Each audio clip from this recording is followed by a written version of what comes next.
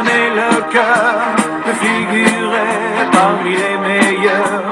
Quand vous apparaissez sur le tapis vert, nous sommes tous convaincus au club des supporters. Et si certains vous trouvent un peu jojo, mais le numéro 1 ce sera Sochaux. Allez Sochaux, allez, allez, allez, allez, allez Sochaux, allez Sochaux, allez, allez, allez, allez, allez Sochaux. De l'animal royal vous avez le sang bleu, et les rois du football c'est vous, c'est merveilleux. On vous a fait confiance, vous nous le rendez bien, alors ce soir on tape dans nos mains. Vous remercier et vous encourager, tous ensemble décidons de chanter. Allez Sochaux, allez, allez, allez, allez, allez Sochaux, allez Sochaux, allez, allez, allez, allez, allez Sochaux.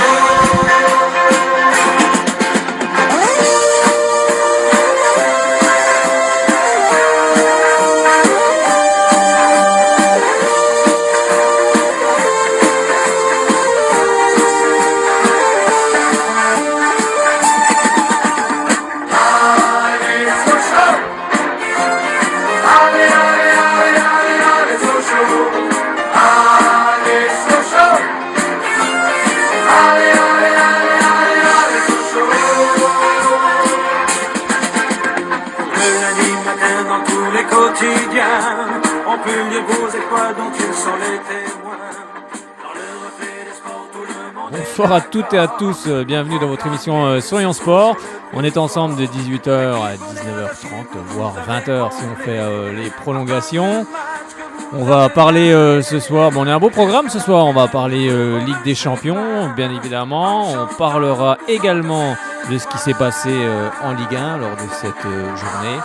La journée de ce week-end. On reviendra également sur la très belle victoire du Football Club Sochaux Montbéliard dans la deuxième partie de cette émission du côté de Troyes, 2-1, avec 2 buts signés Demirovic, dont un est une merveille, il n'y a pas d'autre mot.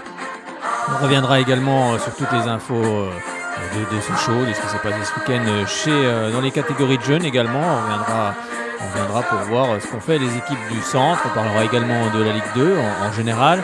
On reviendra également sur les clubs de la région, c'est-à-dire on parlera toujours football avec ce qui s'est passé en National 2 et National 3. Et ça sera avec monsieur Frédéric Fitch qui a sans doute préparé justement ces fiches et il nous en dira plus. On aura aussi les sons de la rencontre entre le Besançon Football et l'équipe de Solongé. C'était ce samedi au stade Léo Lagrange. On parlera également handball car il y avait un événement, un gros événement, non pas dans la capitale comtoise cette fois-ci, c'était la semaine dernière du côté du Palais des Sports, mais c'était les filles de l'ESBF qui jouaient le match retour du côté de Fredrikstad Ball Club. Voilà, j'ai bien prononcé du premier coup. Et elles se sont qualifiées, on en reparlera tout à l'heure. On parlera également du grand Besançon Doux Handball qui lui a fait match nul face à Sarrebourg. C'était ce samedi du côté du Palais des Sports. On reviendra avec toutes ces actualités. Mais là, on va parler Ligue des Champions et forcément, on envoie...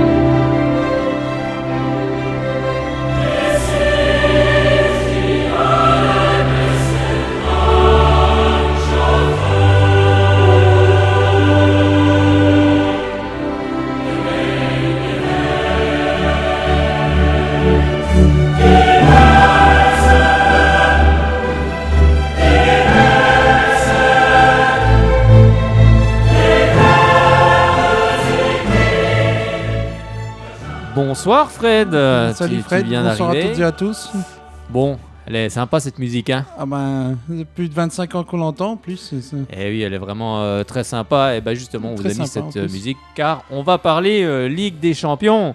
Bon, tu vas suivre un peu ça, Fred, je pense, ce week-end. Enfin, ce Ouais. week-end, non, ce mardi et ce mercredi, pas ce C'est week-end. un peu compliqué vu que n'ayant pas les chaînes de télévision correspondantes.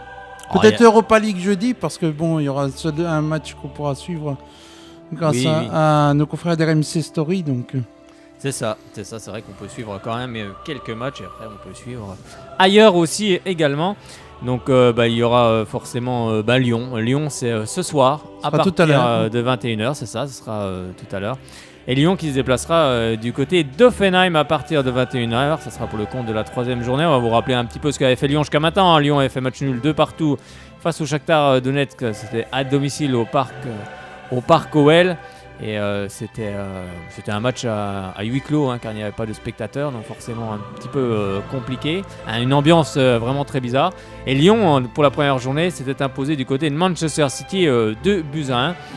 Donc Lyon doit absolument s'imposer du côté d'Offenheim. Ton prono, Fred? je dis l'OL gagnant. OL gagnant, allez, on va être chauvin, on va mettre Lyon gagnant. Malgré qu'Offenheim ce week-end s'est imposé du côté de Nuremberg en Bundesliga. Alors attention, hein, un match où Offenheim a 19 tirs dans cette rencontre avec 12 tirs cadrés. Hein. C'est quand même, ils ont 71% de possession de balle, alors qu'à l'inverse, Nuremberg n'avait tiré que 7 fois, et dont 2 tirs cadrés. Donc attention, si c'est une grosse équipe, il faudra aussi se méfier de Reiss Nelson qui a marqué 2 buts en 7 minutes du côté de Nuremberg. Bref, une équipe compliquée pour Lyon. Lyon a un statut maintenant et Lyon doit s'imposer, hein, car Lyon au classement à 4 points, Manchester City 3 points. On va rappeler quand même que Manchester City va jouer du côté du Shakhtar Donetsk à la même heure à 21h également. Un petit prono sur Manchester Shakhtar. Moi aussi, et les Citizens aussi. Les Citizens, allez, on verra en tout cas si tes pronos elles seront concluants. Bon, normalement, logiquement, on va dire. On va dire que c'est la logique. Tu te mouilles pas là, tu prends pas de risque. Non, je prends Lyon et City gagnant, donc ce soir. Bon, écoute, on verra ça dès ce soir, hein, si tes pronos. Verdict la semaine prochaine au résultat. Oui, c'est ça. Et on va regarder aussi une autre rencontre, et ça c'est dans la poule A, dans le groupe A plutôt, pas la poule, c'est le groupe, avec ce mercredi 24 octobre. C'est demain. C'est ça, c'est demain. Monaco jouera pour le compte de la 3e journée également, mais à 18h55. Et Monaco ira en Belgique et affrontera le FC Bruges. L'FC Bruges, j'ai des feuilles qui sont mélangées, mais pas mélangées en fait. Avec Quand il fait les Brugeois ce week-end. justement, ils ont fait un partout. Alors, je vais essayer de bien le prononcer. Face à Waasland Beveren. Ils ont fait un but partout. Entre deux clubs flamands, ça fait. Oui, c'est ça, un match nul pour eux. Et le problème, c'est que Monaco jouera peut-être ce soir, en tout cas avec l'arrivée de Thierry Henry. On espère que Monaco va redresser là-bas. On verra tout à l'heure. C'est son premier match à domicile demain en plus. Oui, c'est ça. On verra en championnat ce qu'a fait Monaco ce week-end du côté de Strasbourg. Mais avant, justement, c'est vrai que Radamel Falcao a joué ce week-end contre, justement, on vient de le préciser, Strasbourg.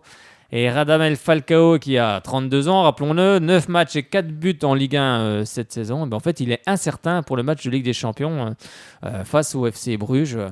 Et c'est vrai que selon l'équipe, le Colombien ne devrait pas être remis à temps pour disputer cette rencontre. C'est pas forcément une bonne nouvelle pour Thierry Henry, qui va sans doute récupérer ses défenseurs André Aragui et Jemerson, qui étaient suspendus ce week-end en championnat. On va passer cette fois-ci, on espère bien sûr que Monaco, Monaco n'a pas le choix. Hein. Monaco doit s'imposer, sinon ça va être compliqué. Et on va s'intéresser cette fois-ci. Oui, on n'a pas précisé quand même, on va quand même vous dire qu'à 21h, il y aura la rencontre entre Borussia Dortmund et l'Atlético Madrid. Au classement de ce groupe A, c'est Dortmund qui est en tête avec 6 points. Devant Madrid, l'Atlético Madrid, précisons, avec 6 points également. Et le FC Bruges et Monaco ferment la marche pour les 3e et 4e places avec la bulle. 0.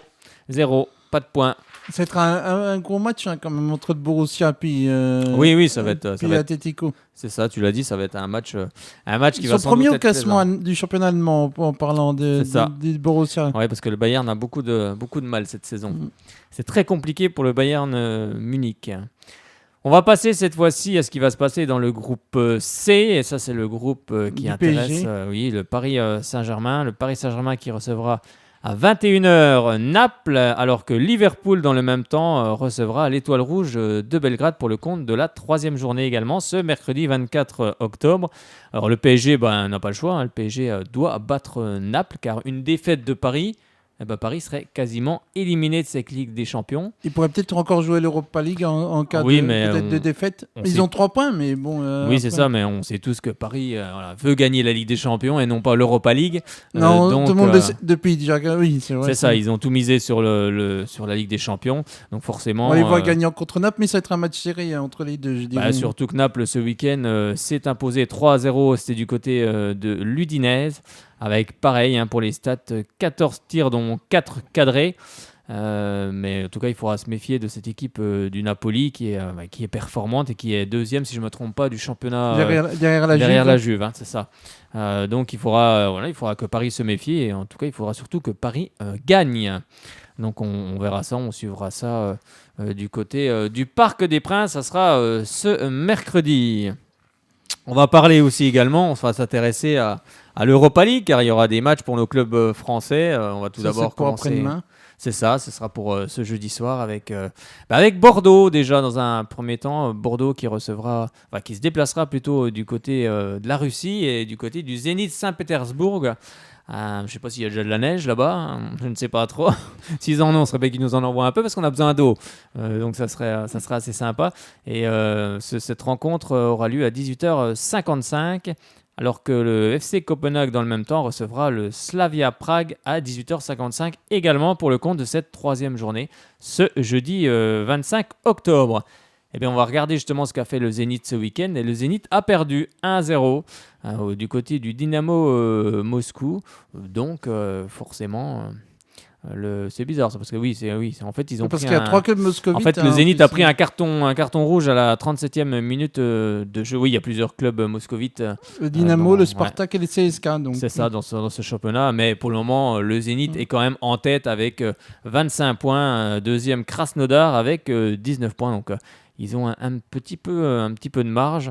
Donc on espère que les Bordelais feront quelque chose car Bordeaux n'a plus le choix non plus. Bordeaux c'est au classement la bulle, 0 points, 4e. Et pour le moment c'est vrai que Bordeaux avait perdu du côté du Slavia Prague, a perdu chez lui face au FC Copenhague et doit absolument s'imposer du côté du Zénith Saint-Pétersbourg. Mais ça ne va pas être facile car le Zénith est 2e au classement à égalité de points avec le FC Copenhague. Mais... la différence de but fait que Ils sont Copenhague premiers est en les tête. Danois donc. C'est ça, Copenhague, la différence de but est en tête avec 4 points.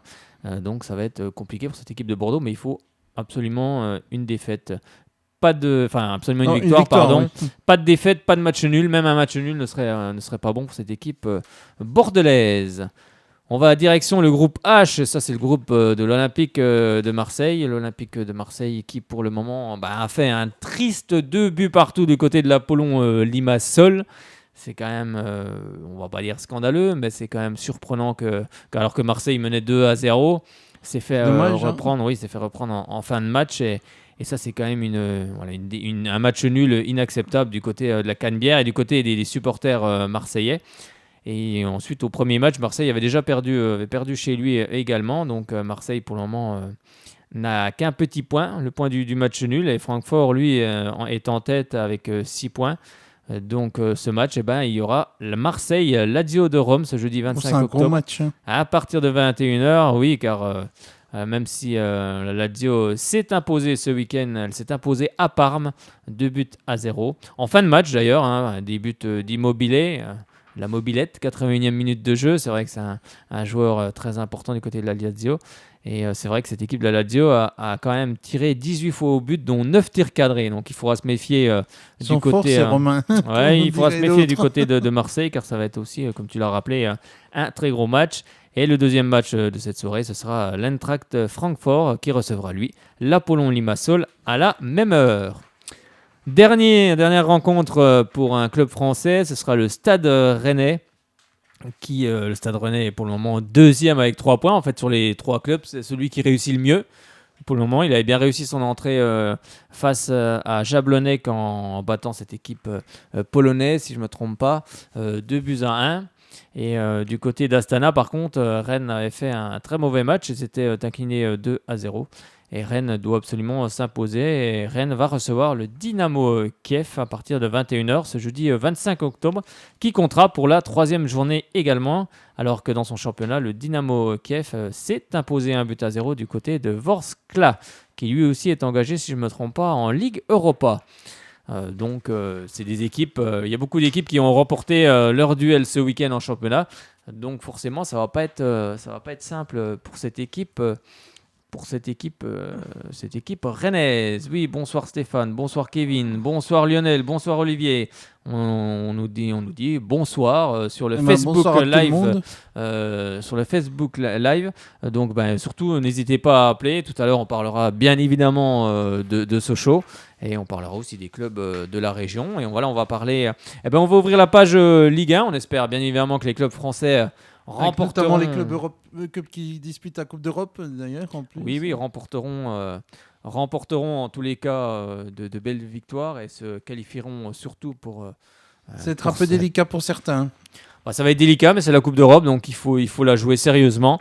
Et voilà. Après, j'entends souvent dire le niveau du championnat reflète ce qui se passe en Coupe d'Europe. Non, pas forcément. Je pense que peut-être que certains clubs, certains joueurs prennent cette compétition un peu à la légère et en Coupe d'Europe, si on prend les matchs avec de la légèreté, on se fait punir. Et c'est ce qui s'est passé jusqu'à maintenant. Donc il faut mettre du sérieux et surtout gagner, car ça rapporte des points aussi au club et surtout au club français.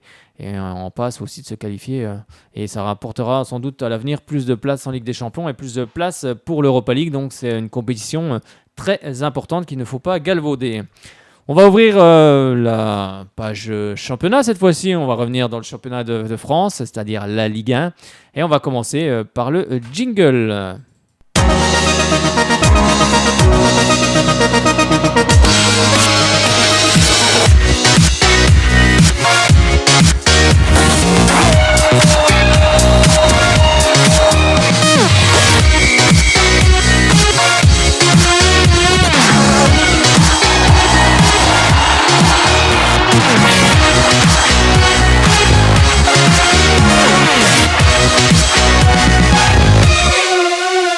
C'est parti pour la 10e journée de Ligue 1. Bon, tu as suivi tous les résultats, Fred, tu connais tout par cœur. Je peux t'interroger, n'importe quel résultat tu connais?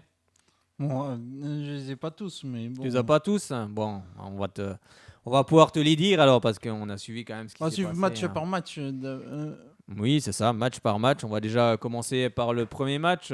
C'était Lyon-Nîmes, si je ne me trompe pas, vendredi soir. C'est ça, c'était l'Olympique lyonnais qui recevait l'équipe de Nîmes, une équipe de Nîmes qui embête beaucoup de monde cette saison, qui a fait un très bon début de championnat, qui semble un petit peu marquer le pas, mais c'est compréhensible aussi également. Avec justement Lyon qui va battre cette équipe de Nîmes 2-0, des buts de Moussa Dembélé à la 24e minute de jeu, et c'est Memphis Depay à la 90e minute de jeu qui va parachever le succès des Lyonnais.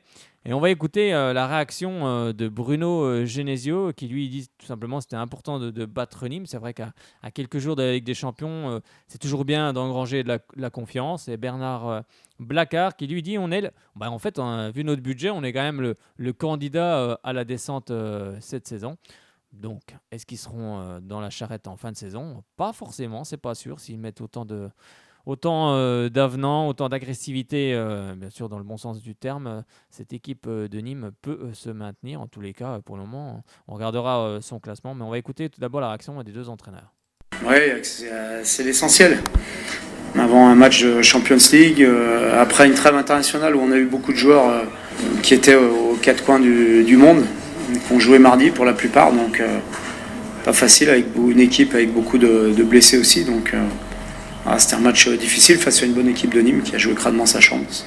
Mais l'important, c'était de démarrer une série et de prendre les 3 points et de bien préparer le match de mardi. C'est ce qu'on a réussi. Ouais, je sais pas si on peut appeler ça un match piège, mais c'est vrai qu'il y avait beaucoup de circonstances qui pouvaient nous rendre le match difficile. Hein. Les premières, c'est la qualité de l'équipe nimoise, qui a posé pas mal de problèmes à tout le monde pour l'instant. Et je vous dis, on a dû s'adapter à beaucoup d'aléas cette semaine. Et puis il y a beaucoup de joueurs qui ont enchaîné les matchs, que ce soit avec nous avant cette trêve et aussi pendant la trêve internationale avec des matchs, des voyages, donc c'est jamais facile de rejouer 2 jours et demi après, 3 jours après. Non, le scénario, on aimerait faire beaucoup mieux dans le jeu, on en est conscient, mais il faut aussi savoir parfois gagner avec d'autres qualités, d'autres valeurs, surtout compte tenu de toutes les circonstances que je vous ai énumérées auparavant. Pas loin et peut-être très loin. Oui, c'est la différence entre une équipe efficace et une équipe qui ne l'est pas. Même efficace, je pense qu'ils ont été eux que relativement efficaces, nous pas du tout.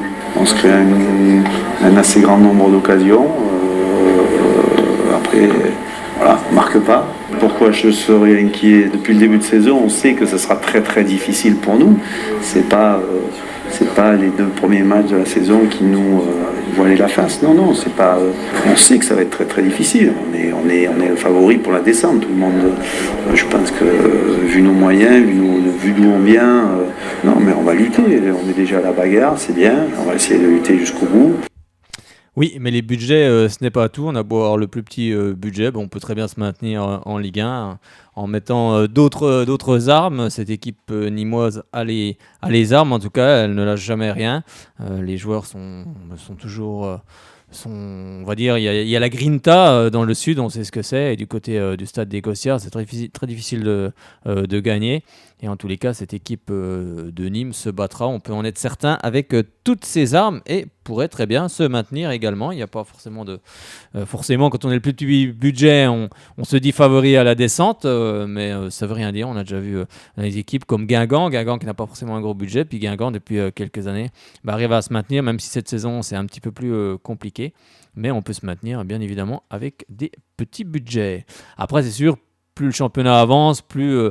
c'est sûr qu'une équipe promue peut venir dans les quelques premières places et après, plus le championnat avance dans la saison, et bien après, tout se remet un petit peu à l'équilibre avec les budgets, tout se remet un petit peu à l'équilibre. Mais on a vu des équipes qui, bien évidemment, venaient perturber ce championnat et c'est tant mieux parce que ça donne C'était déjà le cas d'Angers il y a quelques années. Oui, c'est ça. Il y a 4 ans, où ils étaient premiers.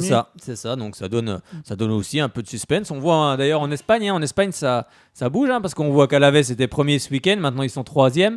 Mais on voit que la suprématie, il y a encore Barcelone qui est en tête là, mais c'est Real qui c'est ça, le Real qui est le Real qui est un petit peu plus décroché. Le Real a perdu beaucoup d'armes, perdu Zidane, perdu également Ronaldo. Donc c'est des armes que le Real a perdues et c'est pour ça que le Real a le coach peut peut-être débarquer après leur match de Ligue des Champions cette semaine. C'est ça, on verra. Ça.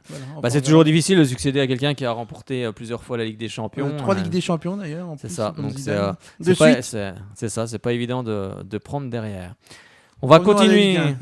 Retour à la Ligue 1, comme tu dis Fred, retour à la Ligue 1 et on va s'intéresser à ce qui s'est passé ce samedi avec un match à 17h. C'est le Paris Saint-Germain qui, avant de recevoir Naples ce mercredi, avait envie d'engranger, si ce n'est de la confiance, par un Saint-Germain qui n'a pas d'équivalence pour le moment dans le championnat de Ligue 1 et qui se balade en recevant Amiens. Et Amiens va faire les frais du sérieux parisien avec, ça commence dès la 12e minute de jeu avec un but de Marquinhos. Ensuite, on continue à la 42e, Adrien Rabiot. Julian Drexler à la 80e minute de jeu et finalement Mbappé à la 82e et Moussa Diaby à la 87e minute de jeu offre le 5e but parisien et on s'arrêtera là, 5-0. 5-0 c'est déjà pas mal. On va écouter les réactions de Thomas Tourelle qui lui dit on n'a pas forcément fait une grosse performance. Et Samuel Gürtner, contre ces équipes-là, la moindre erreur se paie cash. Désolé pour le son de Samuel Gürtner. Samuel, pas Samuel. Non, Samuel, on pourrait le prononcer aussi, mais Samuel Gürtner, parce que le son il n'était vraiment pas terrible. C'est toujours un grand effort pour gagner. Et c'était aujourd'hui la même chose. C'était parce que pas une grande performance de nous, mais très très sérieux. Et nous avons travaillé dur comme une équipe. C'était un effort collectif. Et pour ça, nous avons mérité de gagner. Le résultat est un peu trop haut, je pense. Mais nous sommes toujours dangereux avec notre attaque. C'est toujours possible que nous faisons en deux buts. Et pour ça, nous sommes très très satisfaits et félicitations pour l'équipe. J'espère que tous les joueurs sont prêts contre Napoli. D'autant plus si on donne on prend 2 buts sur coup de pied arrêté. On savait que dans le jeu on allait être en difficulté. Il se crée beaucoup d'occasions, mais le petit X, c'est qu'on prend 2 buts en paramètre sur coup de pied arrêté. Donc, vous savez qu'à ce niveau-là, les grandes équipes sont très fortes. Et nous, on n'a pas le droit. Je pense qu'on maintient prendre 2 buts similaires quasiment sur 2 coups de pied arrêtés. Ça nous fait très mal. Et, voilà, même si on essaie de réagir un peu en deuxième mi-temps, eux, ils ont plutôt géré le match. Et puis, ils ont accéléré un petit peu à la fin. Et nous, on s'oublie un peu sur nos fondamentaux sur les 15 dernières minutes.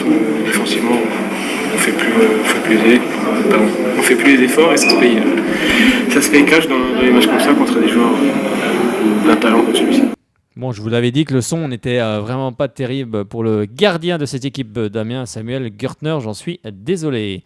Je ne vous avais pas donné le classement de Lyon, je vais vous le donner quand même. Lyon qui est 5e et Nîmes qui est pour le moment en 15e position. Nîmes 10 points et Lyon avec 17 points. Alors qu'on a écouté là le Paris Saint-Germain. Paris Saint-Germain est toujours en tête, on en parlera tout à l'heure, avec 30 points. Alors que cette équipe d'Amiens, eh bien, elle est 17e avec 10 points également. On va s'intéresser aux rencontres qui avaient lieu à partir de 20h ce samedi. On va tout d'abord commencer par Monaco. Alors, est-ce que Monaco, avec Thierry Henry à sa tête, a redressé la barre du côté de Strasbourg? On sait que c'est jamais simple de gagner du côté de la Méno. Eh bien non, Monaco n'y arrive toujours pas. Et ça commence par un but de Thomasson à la 17e minute de jeu, mais une grosse erreur du gardien de Monaco sur la tête. Il veut reprendre le ballon, finalement il le relâche dans les buts. Et c'est ensuite Motiba à la 84e minute de jeu qui va crucifier le portier monégasque. Et c'est finalement Tillmans à la 90e sur penalty qui réduira le score. Mais Monaco n'y arrive pas et Monaco s'incline une nouvelle fois. On va écouter la réaction de Thierry Lauré qui lui a félicité Thierry Henry d'être venu dans le championnat de France. En tout cas, c'est une très bonne nouvelle pour la Ligue 1 d'avoir un ancien champion du monde et surtout quelqu'un qui connaît très très bien le foot, très très bien les joueurs également. Il connaît les joueurs de plusieurs championnats et c'est une bonne chose qu'il soit revenu dans le championnat de France. Ça va pouvoir bénéficier aussi aux joueurs de Monaco en premier, à la Ligue 1, car ça donne aussi un rayonnement encore plus important pour la Ligue 1 d'avoir des joueurs de cette trempe, parce que ça reste un très grand joueur. Et finalement, Thierry Henry, à 10, il a quand même dit on a joué au ballon, et on va justement les écouter, les deux entraîneurs. Je lui souhaitais bonne chance parce que c'est bizarre parce que quand je parle à un journaliste, il retient toujours la phrase qui va l'arranger. Alors le truc c'était ça me fait ni chaud ni froid. C'est pas du tout ça, j'ai absolument pas dit ça. Donc du moins pas dans le sens où ça a été retranscrit. J'étais très heureux de voir Thierry Henry revenir dans le championnat de France, ça c'est la première des choses. C'est un garçon qui a toujours montré, même quand il était joueur, une connaissance parfaite du football et surtout de l'histoire du football. Et c'est ça qui me plaît, moi. Il connaît un maximum de joueurs, il est capable de vous parler de joueurs de différents pays. Il a vraiment cette passion. On sent que c'est un garçon qui est fait pour devenir entraîneur et pour devenir même un très bon entraîneur. Et donc ce soir, je lui dis t'as pas eu la réussite, ça aurait pu tourner pour vous en première mi-temps. Et accroche-toi, ça va sourire parce que on sait tous, tu viens de le dire François, on sait tous que ça va tourner. Avec les joueurs qu'il a, c'est impossible que l'équipe reste là. Voilà, et ça c'est sincère. Voilà. Donc il m'a félicité aussi, vous voyez, donc pour le parcours qu'on a fait depuis la remontée. Voilà, c'est quelqu'un qui sait apprécier les choses. Mais j'avais signalé que Jardim était du même tonneau et voilà, donc c'est pas une histoire de personne, que ce soit Jardim ou Thierry Henry, ça ne me pose aucun problème. Pour ça, je suis même content que Thierry Henry revienne. Déjà, ça ne m'empêche pas d'apprécier Jardim. Voilà, c'est tout. Oui et non. On avait la maîtrise du ballon au début du match. On prend un but malheureux. Vous l'avez bien vu, je pense. Donc voilà, mais ça arrive. Hein. On a raté des occasions aussi de l'autre côté. Donc un gardien, quand il fait une erreur, c'est tout de suite un but. Donc il ne faut pas non plus accabler c'est dû pour ça. Mais d'un autre côté, on était bien en place. On commence à trouver des solutions.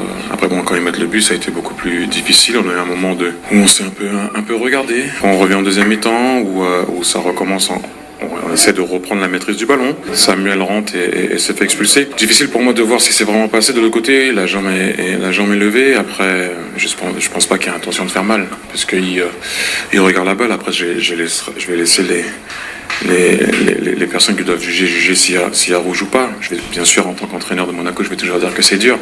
Mais je pense qu'il faut quand même dire que c'était pas fait exprès. Après, je pense qu'on a un peu confondu vitesse et précipitation. Parce que même à 10, on a essayé de jouer, de garder la balle au sol et perdre de ballon qui se retourne tout de suite en but quand on aurait peut-être dû maintenir le compte plutôt que d'aller chercher la balle, et on s'est retrouvé dans une situation qui a été difficile. Et après, même à 10, on a quand même essayé de jouer. Voilà, on a marqué un penalty, il y a eu 2 balles sauvées sur la ligne. Aoulou a une frappe que Matsel va chercher sous la barre.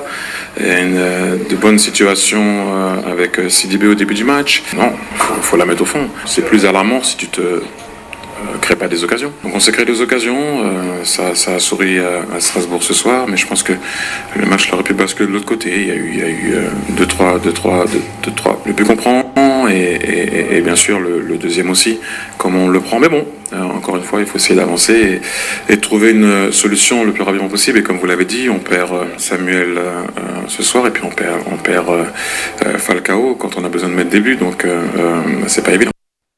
C'est pas évident pour Thierry Henry, forcément. Et on va écouter justement sa réaction, car il a été salué, applaudi par le public de la Méno. En tout cas, c'est une très bonne chose.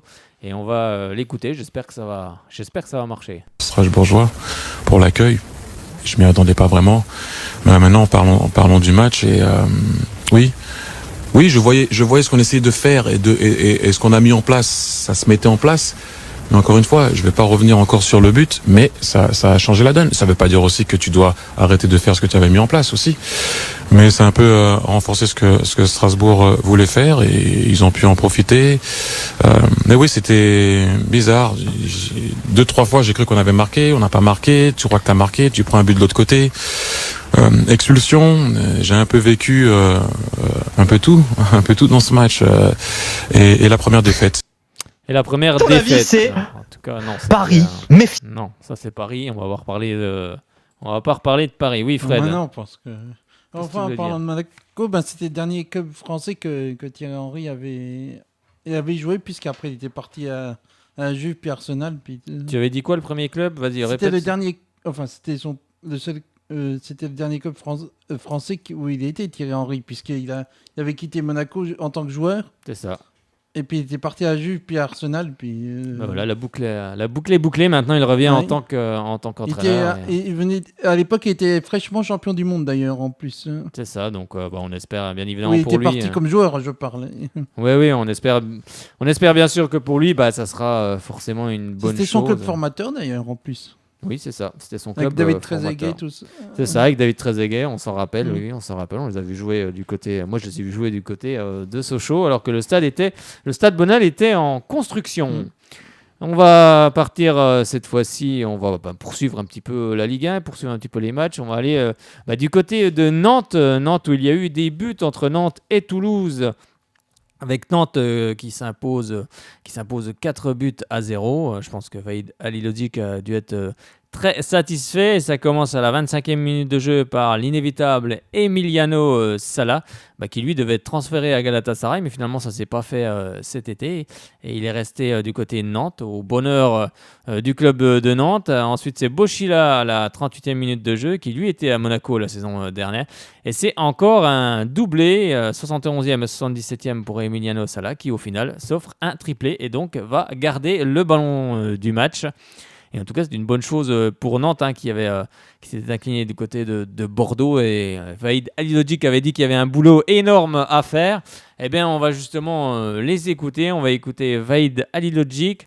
On va déjà écouter Emiliano Sala qui lui, il dit Galatasaray, c'est oublié, maintenant je suis à Nantes.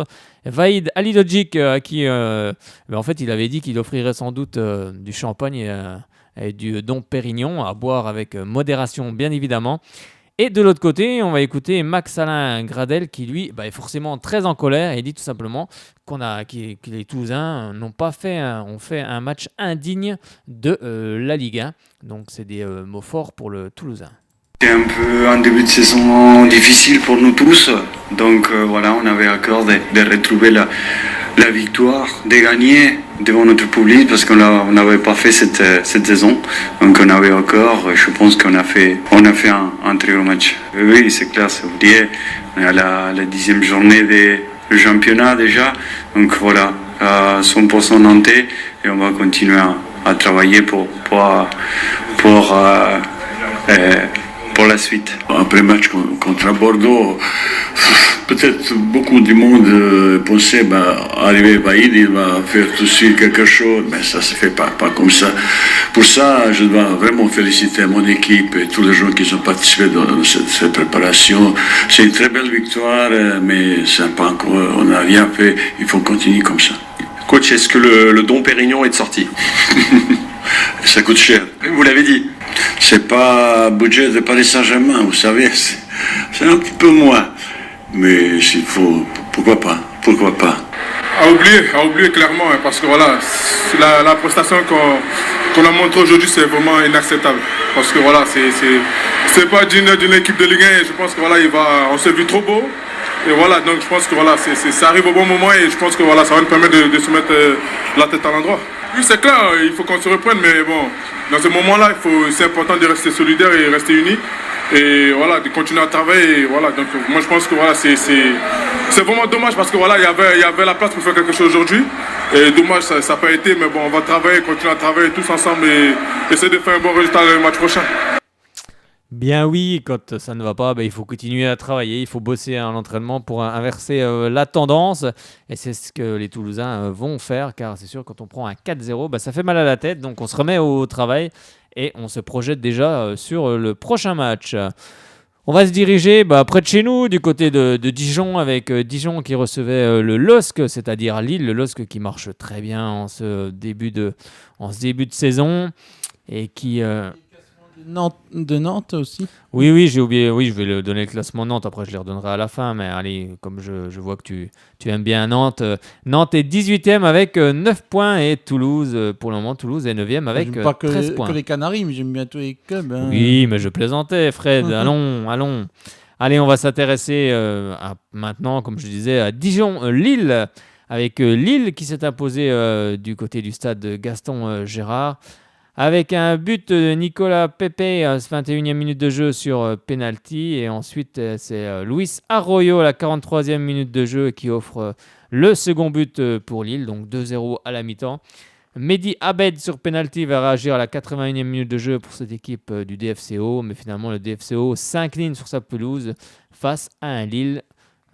Un Lille qui est remarquable depuis ce début de saison. C'est vraiment pas le même Lille que la saison dernière. Et c'est vrai que Nicolas Pepe continue à inscrire des buts.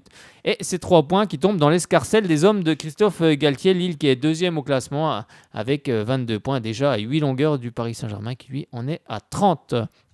Eh bien, on va écouter tout de suite là, on va pas l'écouter, je vais vous la lire, la réaction d'Olivier Dalloglio qui, lui, revient sur le fait je ne peux pas être satisfait après cette défaite.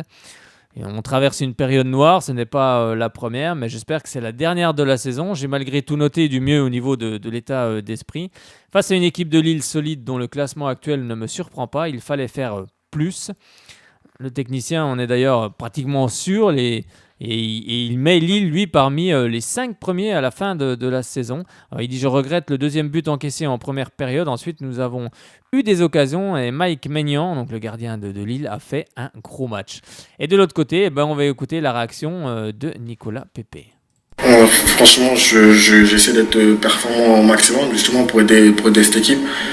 Et je prête pas trop attention au classement et j'essaie d'engranger les buts au maximum. Et oui, il faut changer un petit peu, Fred. On ne prend pas toujours les entraîneurs. Là, il n'y avait pas Christophe Galtier, c'était des fois, il faut prendre les buteurs, c'est vrai, des fois. Oui, il faut changer un peu de temps en temps. Puis après, on prend un peu les réactions qu'on peut avoir. Hein, voilà, je prends les réactions chez nos confrères de beIN Sport, RMC Sport, Canal+ aussi également. Donc, je les prends un petit peu partout. Et donc, on n'a pas toujours, les réactions des entraîneurs tout le temps. On a aussi les joueurs, et c'est bien. Il faut avoir même un peu les deux, mais on est limité aussi en temps. On ne peut pas prendre les deux en même temps, sinon on va faire des réactions qui vont durer 6 minutes. Et puis là, on est parti pour 5 heures d'émission. Et puis pour Lille, c'est bien le deuxième. Ah ben, ça me rappelle un peu en 2011 quand ils ont été champions de France avec Rudy Garcia. Là, c'est sûr que ça va être compliqué pour eux d'être champions de France. France. Peut-être rappeler leur épopée, peut-être. Oui, non, mais l'épopée qu'en 2011. C'est vrai qu'ils avaient fait une belle épopée. Ils avaient été champions de France à l'issue de la saison. Mais c'est vrai que c'est compliqué maintenant qu'il y a le Paris Saint-Germain en Ligue 1, c'est devenu très compliqué. C'est successeur d'ailleurs au niveau du titre. Mais c'est bien en tout cas qu'il y ait des équipes derrière qui ne lâchent pas et on ne sait jamais. Hein, le Paris Saint-Germain n'est pas non plus à l'abri d'une surprise dans la saison, d'avoir quelques matchs délicats. Et on verra en tout cas ce qui se passera. On voit avec Christophe Galtier, ça s'est bien passé déjà avec Saint-Etienne. Alors avec Lille, il continue ce qu'il a. Oui, Christophe Galtier est un très très bon entraîneur, bon coach, oui. Un très bon coach. Il a fait du très bon travail à Saint-Etienne et il en fera encore du côté de Lille, j'en suis persuadé. On va maintenant regarder ce qui s'est passé du côté du stade de Reims. Reims qui recevait Angers. Et c'est Angers qui va ouvrir la marque par Ismaël Traoré à la 36e minute de jeu. Et c'est finalement Pablo Chavaria à la 73e minute de jeu qui va offrir l'égalisation au stade de Reims. Et on en restera à un but partout. Pas de gagnant dans cette équipe, entre ces deux équipes. Et on va écouter la réaction de Pablo Chavaria, le buteur. Il dit simplement il faut qu'on travaille, il faut qu'on progresse. Et on va écouter Stéphane Moulin aussi également, qui lui revient sur les 8 occasions franches qu'a eu Angers dans cette partie.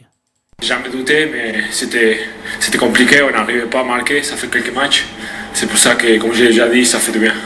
Il y a beaucoup de nouveaux joueurs aussi, et ça manque des automatismes. On travaille sur ça, on progresse chaque jour, mais il faut continuer, il faut rien lâcher. Parce qu'on a eu 8 occasions de but franches et qu'on a marqué qu'une seule fois et on l'a payé parce que quand on tue pas le match, on laisse l'opportunité à l'adversaire de revenir, c'est ce qui s'est passé.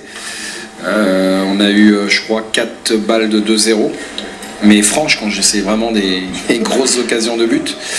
Et donc je peux pas être satisfait du résultat. Par contre, je suis satisfait du contenu, je suis satisfait de la prestation d'ensemble de l'équipe, mais sur le résultat, et ce qui prime ce soir, c'est la déception. Non, mais vous dites ça parce qu'on a perdu les 3 matchs, mais au cours de ces 3 matchs, il s'est passé plein de bonnes choses. Et on a toujours tendance à ne retenir que le résultat, mais dans le jeu, on était performant. Je crois qu'on est la 6e équipe du championnat à tirer le plus souvent au but, et on l'a démontré ce soir. On est une équipe qui joue, qui crée du jeu, qui se crée des occasions. Après, maintenant, il faut qu'on l'étape, si on veut continuer d'avancer, de progresser, c'est ce que je leur ai dit, c'est qu'il faut qu'on concrétise parce que à l'arrivée, évidemment qu'avant le match, c'est un match nul, on aurait été satisfait, mais vu la tournure du match, on a vraiment trop de regrets et le regret dans le football, c'est ce qu'il y a de pire. Donc voilà. C'est vrai, comme le dit Stéphane Moulin, c'est vrai que le regret dans le football, et que ce soit dans le sport en général, ça ne sert plus à grand chose d'avoir des regrets. Et c'est surtout c'est sur le moment et après les matchs qu'il ne faut pas avoir de regrets. Quand on a tout donné, et même si on perd, on ne regrette rien. On va partir maintenant du côté du stade Malherbe de Caen qui recevait Guingamp. Guingamp qui était dernier avant cette rencontre. Et finalement, c'est le seul 0 partout en Ligue 1. On n'est plus habitué à avoir des 0 partout. En tout cas, c'est le seul match nul et la seule rencontre dans cette 10e journée où il n'y a pas eu de but entre justement les Canets et les Guingampais. Et on va écouter la réaction de Frédéric Guilbert, ça c'est du côté de Caen.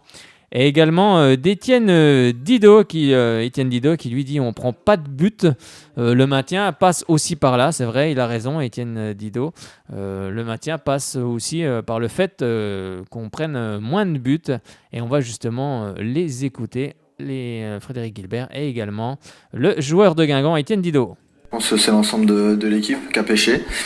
Et voilà, aujourd'hui on ne peut pas gagner un match et techniquement on est aussi faible. On n'a pas osé. Alors on défend bien, on prend pas de but, ça c'est une grande satisfaction parce que si on veut se maintenir ça passe par là.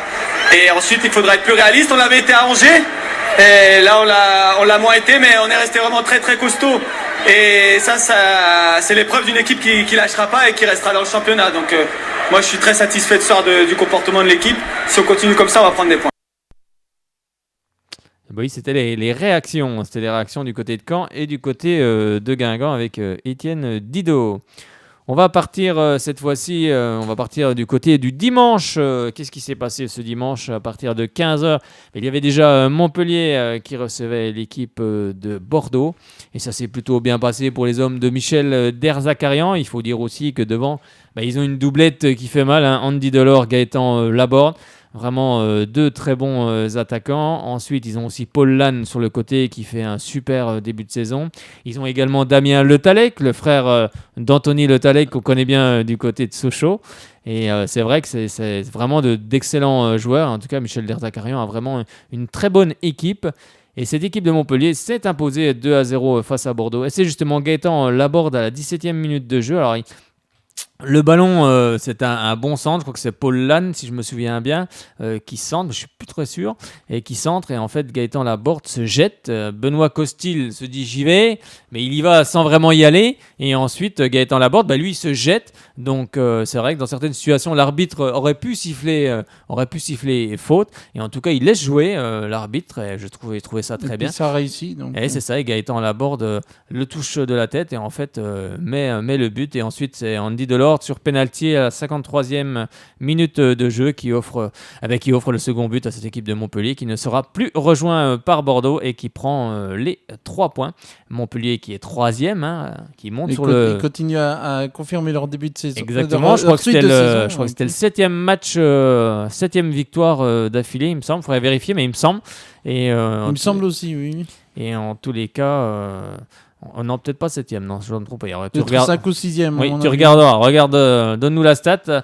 Et Montpellier qui en tout cas monte sur le podium de cette Ligue 1 avec 19 points, égalité de points avec Marseille. On verra ce qu'a fait Marseille juste après. C'est à 3 points de Lille, il me semble. C'est ça, 3 points de Lille, c'est ça, 19e, et Lille à 22 points. Et on va écouter tout de suite les réactions du côté de Montpellier, car il y a eu des réactions. La réaction de Michel Derzakarian qui lui souligne la belle cohésion de l'équipe de Montpellier.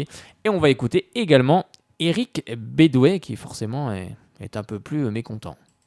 Non, mais il faut rester modéré, il faut rester les pieds sur terre. Par contre, il faut qu'on continue à progresser, parce qu'on peut progresser tout le temps. Voilà, c'est ce que l'équipe fait. On a notre qualité de collective dans le jeu, elle est bien meilleure qu'au début de saison. Et on avait des nouveaux joueurs qui sont arrivés. Et voilà, c'est les deux de devant. Damien qui serait, comme je t'ai dit toujours, il se révèle au milieu de terrain. Devant les deux, c'est des guerriers, ils sont généreux, ils sont bons dans ce qu'ils font. Voilà, et ça joue juste. Un peu ce soir, il nous manquait Mollet aussi, et Junior il a fait un très bon match aussi. Voilà, c'est bien, tout le monde se tire la bourre, tout le monde tire le groupe vers le haut. Et il faut garder tous les matchs, il faut tout remettre à zéro, parce que tous les matchs sont compliqués pour. À part Paris qui domine le sujet de A à Z, toutes les autres équipes, ça se tient à peu de choses. Hein, c'est l'état d'esprit que tu mets collectivement et puis les ingrédients que tu mets dans le jeu qui font que tu t'es créé aux occasions ou pas. Aujourd'hui, on a des joueurs les joueurs qu'on a pris, on ne s'est pas trompé, ils sont très très bons dans ce qu'on attendait d'eux et ceux qui étaient là l'an dernier. Voilà, ils répondent présent encore. Vito, il a 41 ans, il court comme un gamin. C'est bien. On arrive à une très, très mauvaise première mi-temps. On n'est pas bien rentré dans le match. On n'était pas bien. On réussissait rien. On développait des actions trop lentes. Tout ça, c'était pas bien. Ça souriait pas. Ensuite, en deuxième mi-temps, c'était mieux. Il y avait un petit peu de regain. Bon voilà, on aurait dû avoir un penalty. Il y a penalty sur l'action. Nous, on a un penalty contre nous qui est très litigieux. Mais bon, moi, j'ai pas l'habitude de critiquer les arbitres ou de dire quoi que ce soit. Mais il y a des moments, quand même, il faut le dire. Et là, nous, on a une action contre nous, on doit avoir penalty. On a penalty. Il y a un ballon qui est dévié de la main. Je crois que c'est Hilton qui le dévie. On a un joueur qui est derrière. Je ne vois pas comment on peut dire que c'était involontaire. Ça, c'est pas possible. Bon, peut-être qu'à partir de là, ça aurait changé les choses. C'est vrai, je crois qu'Éric Bédoué a raison. Je vais le rejoindre en tout cas sur le penalty. Pour moi, il y a aussi penalty. C'est vrai que Vittorino Hilton touche le ballon de la main. Donc, il y a franchement un penalty qui n'a pas été sifflé contre, en tout cas pas contre Montpellier, mais pour Bordeaux.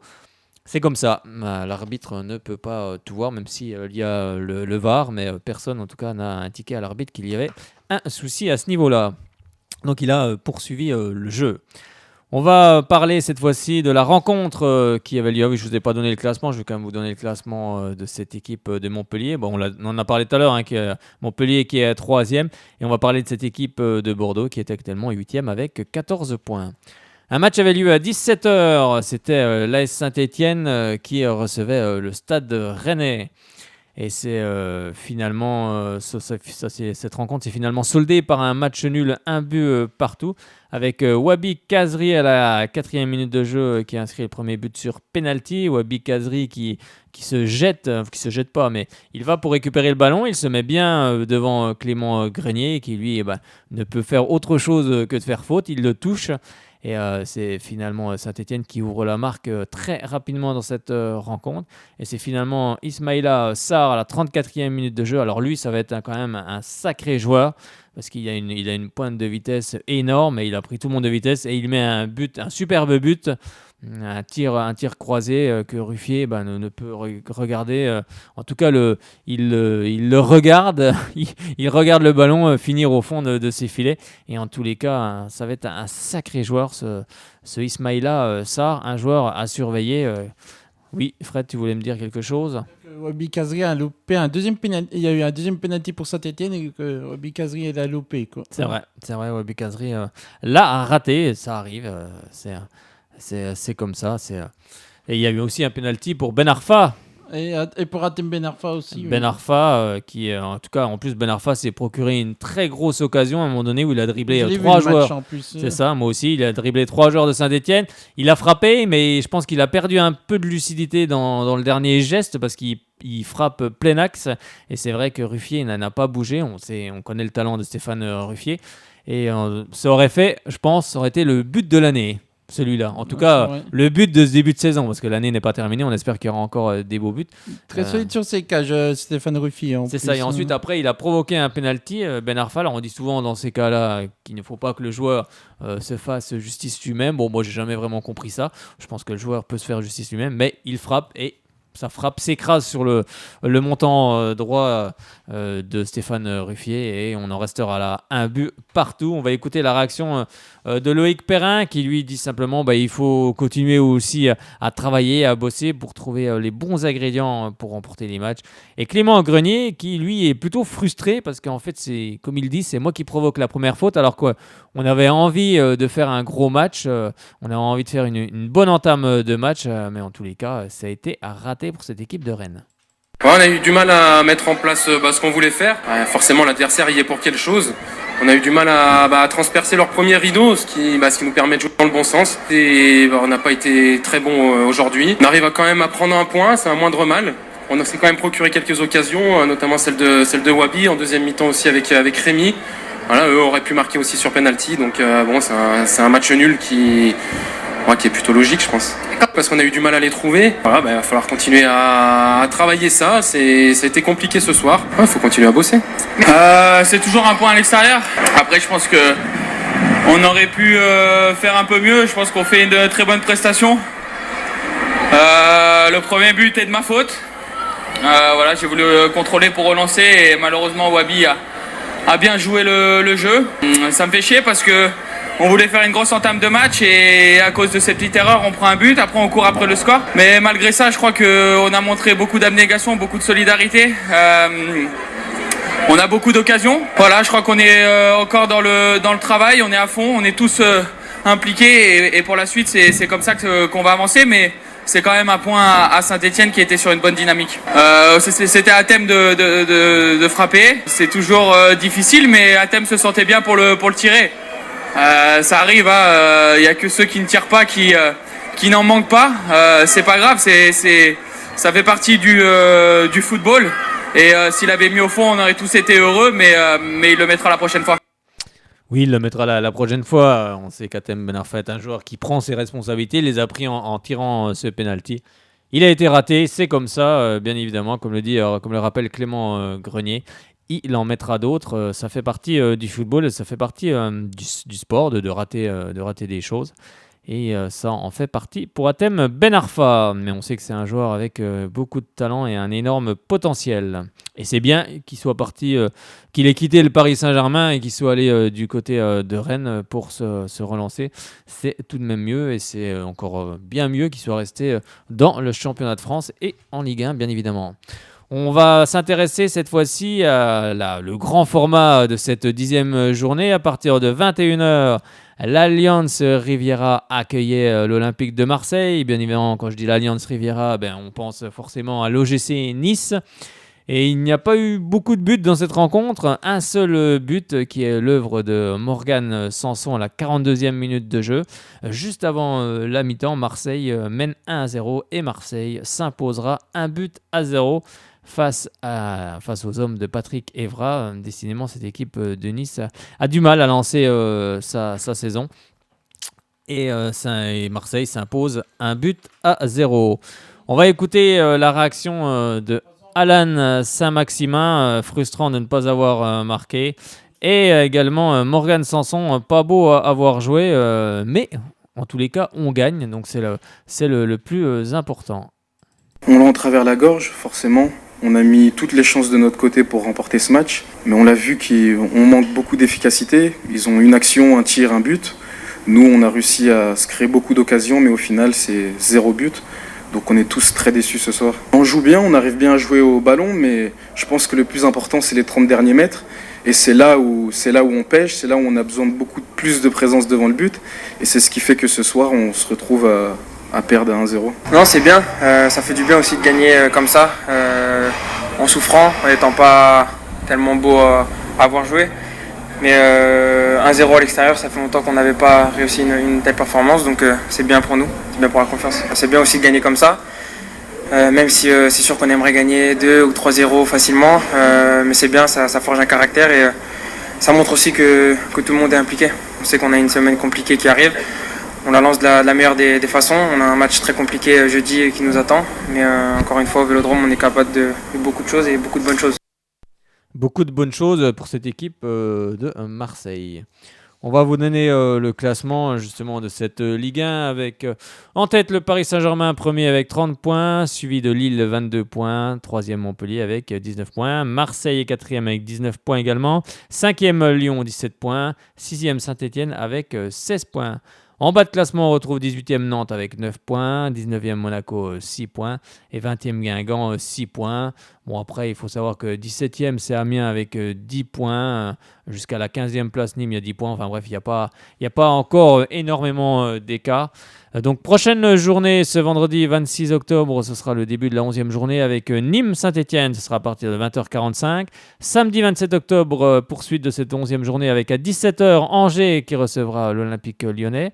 À partir de 20h, Guingamp recevra Strasbourg, Montpellier ira à Toulouse, Lille recevra Caen, Dijon ira du côté de Monaco, Amiens recevra Nantes et ce dimanche 28 octobre, poursuite et fin de cette 11e journée avec Rennes-Reims à 15h, Bordeaux recevra Nice à 17h et le choc, le classico exactement entre l'Olympique de Marseille qui recevra le Paris Saint-Germain, ce sera au stade de Vélodrome à partir de 21h. Donc ça va être en tous les cas, mais je crois qu'il y a beaucoup de classicos, même en Espagne, il me semble, si je ne me trompe pas. C'est ça. Donc il y a beaucoup de classicos. Et pour tous les amoureux de football, forcément, il y aura beaucoup de choses à regarder ce week-end. C'est ça, exactement. On en a terminé avec la Ligue 1. Juste quelques petites infos comme ça avec Gourcuff.